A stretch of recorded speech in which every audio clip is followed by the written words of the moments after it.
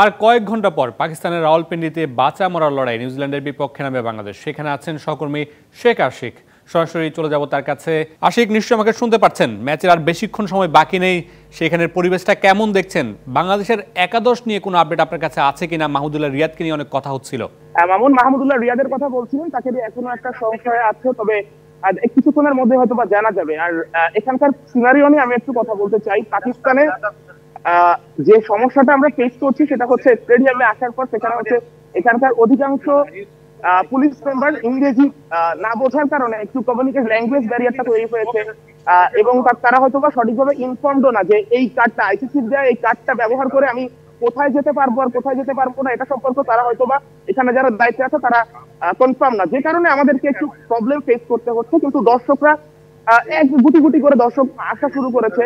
অল্প স্বল্প দর্শক, এখনো সেভাবে আসা শুরু হয়নি, এখন চেকিং চলছে এবং সব মিলে আসলে রাওয়ালপিন্ডি স্টেডিয়াম মোটামুটি প্রস্তুত হচ্ছে যে তাদের চ্যাম্পিয়ন্স ট্রফির ম্যাচ হবে রাওয়ালপিন্ডি স্টেডিয়াম, এবং সেই ম্যাচের জন্য যে বাইরের যে আবহাওয়াটা তৈরি হচ্ছে। All time Roma. Taste it, love it.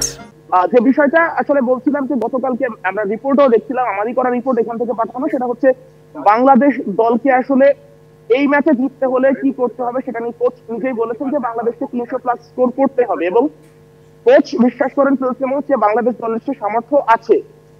এবং সেইখানে যখন বাংলাদেশ দল 300 করতে পারবে, 300 করলেই যে এখানে সেফ ব্যাপারটা এমনও না, কারণ নিউজিল্যান্ড হচ্ছে কন্ডিশনের সঙ্গে খুব ভালোভাবে মানিয়ে নিয়েছে। এখানে এখনো পর্যন্ত মোটামুটি ঠান্ডা আছে, তবে রোদের কারণে ঠান্ডাটা কম লাগছে, কিন্তু সন্ধ্যার পর আবার প্রচন্ড ঠান্ডা পড়া শুরু হয়। তো এই যে মিক্সড কন্ডিশনের সঙ্গে বাংলাদেশের মানিয়ে নিতেও একটু সমস্যা হওয়ার কথা, কারণ বাংলাদেশ এই পাকিস্তানের মাটিতে মাত্র 2টা দিন সেশন করেছে, প্র্যাকটিস সেশন।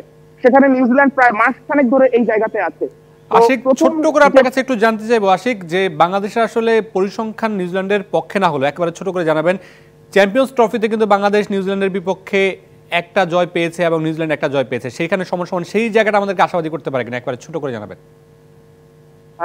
এটা অবশ্যই আশাবাদী করতে পারে, এবং এই জায়গাটা আসলে আমরা মাহমুদুল্লাহ রিয়াদের কথা এই জন্যই হয়তো বলছিলাম এমন, কারণ মাহমুদুল্লাহ রিয়াদ এবং সাকিব আল হাসানের সেঞ্চুরিতেই কিন্তু নিউজিল্যান্ডকে বাংলাদেশ হারিয়েছিল শেষ চ্যাম্পিয়ন্স ট্রফিতে, এবং বাংলাদেশের সর্বোচ্চ সাফল্য অর্জন করেছিল 2017 চ্যাম্পিয়ন্স ট্রফিতে। তো সেই জায়গাতে আশা আমরা করতেই পারি, কারণ নিউজিল্যান্ড অনেক ভালো দল, ঠিক আছে, বাট তাদেরকে বাংলাদেশ হারানোর সামর্থ্য রাখে না আইসিসি ইভেন্টে, এইটা বলার আসলে সুযোগ নেই। তাই আমরা বিশ্বাস রাখি যে বাংলাদেশ দল যদি নিজেদের সামর্থ্যের সর্বোচ্চটা দিতে পারে তাহলে নিউজিল্যান্ডের চোখে চোখ রেখে লড়াই করতে পারবে এবং জয় পাওয়া সম্ভব। মামুন, নিশ্চয়ই আশিক, আপনাকে ধন্যবাদ। আপনি সেখান থেকে আমাদেরকে বিস্তারিত জানাচ্ছিলেন। আমরা নিশ্চয়ই পরবর্তীতে আপনার সাথে আবারও যুক্ত হব।